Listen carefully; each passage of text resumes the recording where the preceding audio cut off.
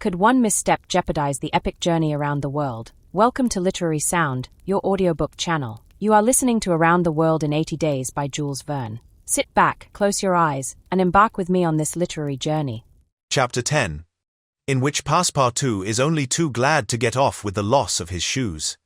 Everybody knows that the great reversed triangle of land, with its base in the north and its apex in the south, which is called India, embraces 1,400,000 square miles, upon which is spread unequally a population of 180 millions of souls. The British Crown exercises a real and despotic dominion over the larger portion of this vast country, and has a Governor-General stationed at Calcutta, governors at Madras, Bombay, and in Bengal, and a Lieutenant Governor at Agra. But British India, properly so called, only embraces 700,000 square miles and a population of from 100 to 110 millions of inhabitants. A considerable portion of India is still free from British authority, and there are certain ferocious Rajas in the interior who are absolutely independent. The celebrated East India Company was all-powerful from 1756, when the English first gained a foothold on the spot where now stands the city of Madras, down to the time of the Great Sepoy insurrection.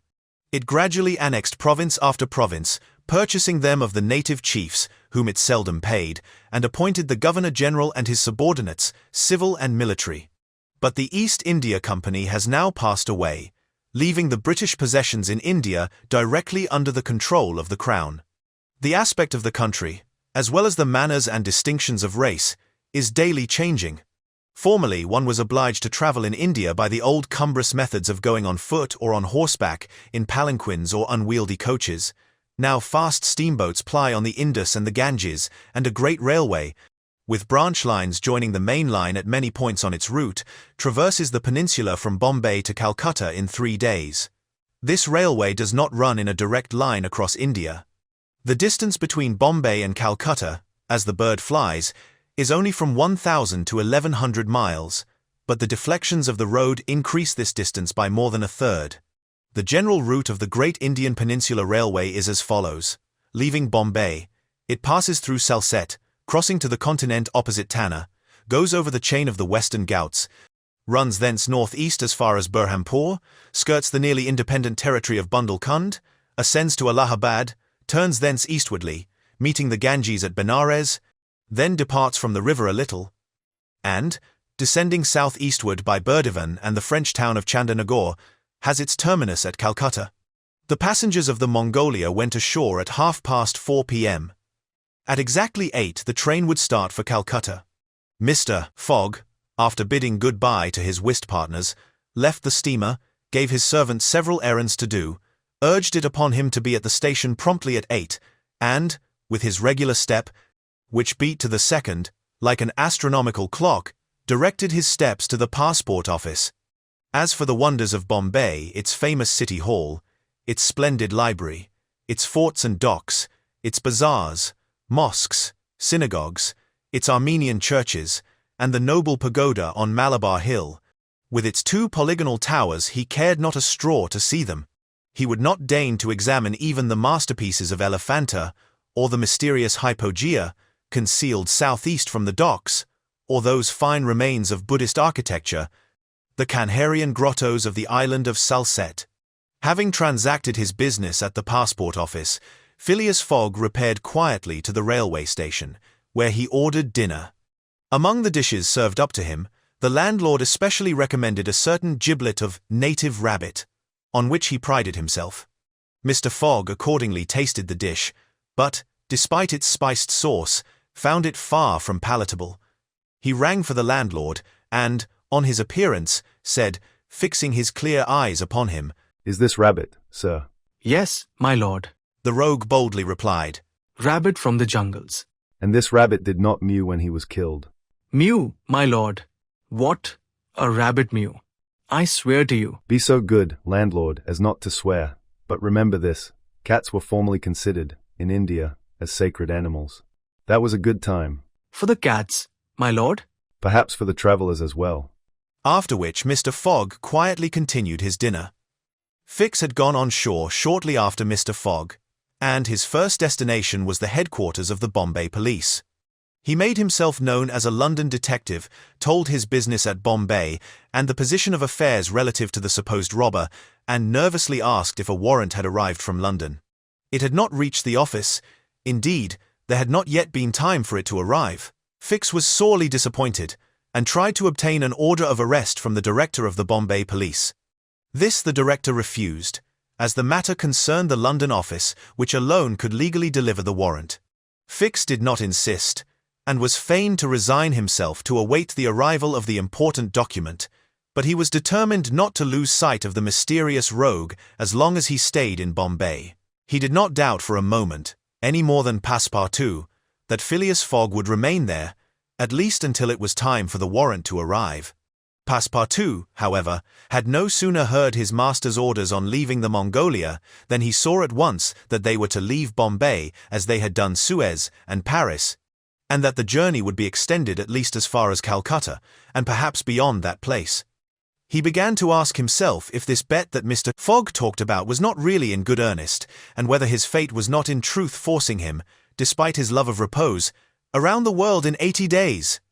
Having purchased the usual quota of shirts and shoes, he took a leisurely promenade about the streets, where crowds of people of many nationalities, Europeans, Persians with pointed caps, Banyas with round turbans, Sindhs with square bonnets, Parsis with black mitres, and long-robed Armenians were collected. It happened to be the day of a Parsi festival. These descendants of the sect of Zoroaster, the most thrifty, civilized, intelligent, and austere of the East Indians, among whom are counted the richest native merchants of Bombay, were celebrating a sort of religious carnival, with processions and shows, in the midst of which Indian dancing girls, clothed in rose-colored gauze, looped up with gold and silver, danced airily, but with perfect modesty, to the sound of viols and the clanging of tambourines. It is needless to say that Passepartout watched these curious ceremonies with staring eyes and gaping mouth, and that his countenance was that of the greenest booby imaginable. Unhappily for his master, as well as himself, his curiosity drew him unconsciously farther off than he intended to go. At last, having seen the Parsi carnival wind away in the distance, he was turning his steps towards the station, when he happened to espy the splendid pagoda on Malabar Hill, and was seized with an irresistible desire to see its interior. He was quite ignorant that it is forbidden to Christians to enter certain Indian temples, and that even the faithful must not go in without first leaving their shoes outside the door. It may be said here that the wise policy of the British government severely punishes a disregard of the practices of the native religions.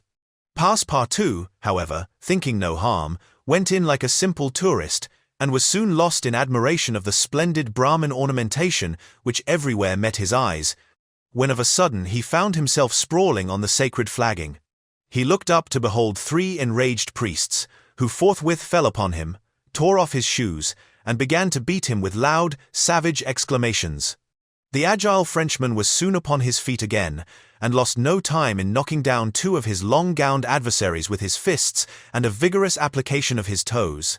Then, rushing out of the pagoda as fast as his legs could carry him, he soon escaped the 3rd priest by mingling with the crowd in the streets. At 5 minutes before 8, Passepartout, hatless, shoeless, and having in the squabble lost his package of shirts and shoes, rushed breathlessly into the station. Fix, who had followed Mr. Fogg to the station, and saw that he was really going to leave Bombay, was there, upon the platform. He had resolved to follow the supposed robber to Calcutta, and farther, if necessary. Passepartout did not observe the detective, who stood in an obscure corner, but Fix heard him relate his adventures in a few words to Mr. Fogg. I hope that this will not happen again, said Phileas Fogg coldly, as he got into the train. Poor Passepartout, quite crestfallen, followed his master without a word. Fix was on the point of entering another carriage, when an idea struck him which induced him to alter his plan. "No, I'll stay," muttered he. "An offence has been committed on Indian soil. I've got my man." Just then the locomotive gave a sharp screech, and the train passed out into the darkness of the night. Will Fix get his warrant in time? Literary Sound is on Spotify, YouTube, and TikTok. Follow me on your favorite platform to continue this journey wherever you want. If you enjoyed this chapter, leave your like, subscribe to the channel, and activate the bell so you don't miss any of the upcoming chapters. You can also save the playlist to stay tuned. Don't miss the next one. See you soon.